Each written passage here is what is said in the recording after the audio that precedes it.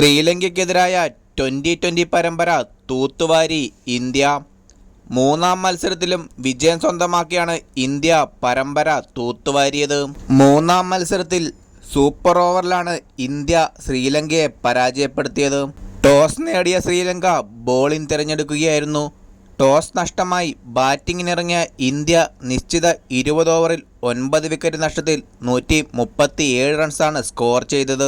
ഇന്ത്യക്ക് വേണ്ടി ബാറ്റിങ്ങിൽ ശുഭ്മാൻ ഗിൽ 37 പന്തുകളിൽ 39 റൺസും, സൂര്യകുമാർ യാദവ് 9 പന്തുകളിൽ 8 റൺസും, ശിവൻ ദുബെ 14 പന്തുകളിൽ 13 റൺസും, റിയാൻ പരാഗ് 18 പന്തുകളിൽ 26 റൺസും, വാഷിംഗ്ടൺ സുന്ദർ 18 പന്തുകളിൽ 25 റൺസും സ്കോർ ചെയ്തു.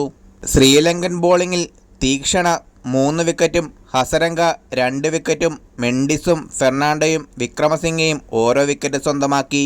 138 റൺസ് വിജയലക്ഷ്യവുമായി ഇറങ്ങിയ ശ്രീലങ്കയ്ക്ക് 20 ഓവറിൽ 8 വിക്കറ്റ് നഷ്ടത്തിൽ 137 റൺസ് തന്നെയാണ് എടുക്കാൻ സാധിച്ചത്. ശ്രീലങ്കയ്ക്ക് വേണ്ടി ബാറ്റിങ്ങിൽ നിസംഗ 27 പന്തുകളിൽ 26 റൺസും, മെൻഡിസ് 41 പന്തുകളിൽ 43 റൺസും, പെരേര 34 പന്തുകളിൽ 46 റൺസും സ്കോർ ചെയ്തു.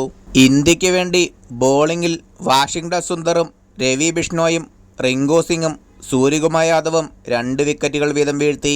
അങ്ങനെ സമനിലയായതോടെ മത്സരം സൂപ്പർ ഓവറിലേക്ക് കടന്നു. സൂപ്പർ ഓവറിൽ ആദ്യം ബാറ്റ് ചെയ്ത ശ്രീലങ്ക ആദ്യ 3 പന്തിൽ തന്നെ 2 റൺസിന് 2 വിക്കറ്റും നഷ്ടമായി. മറുപടി ബാറ്റിങ്ങിൽ ഇന്ത്യക്ക് വേണ്ടി സൂര്യകുമാർ ആദ്യ പന്തിൽ തന്നെ ബൗണ്ടറി നേടി വിജയം സ്വന്തമാക്കി. 3 മത്സരങ്ങളുടെ പരമ്പരയിൽ 3 വിജയിച്ചാണ് ഇന്ത്യ പരമ്പര തൂത്തുവാരിയത്.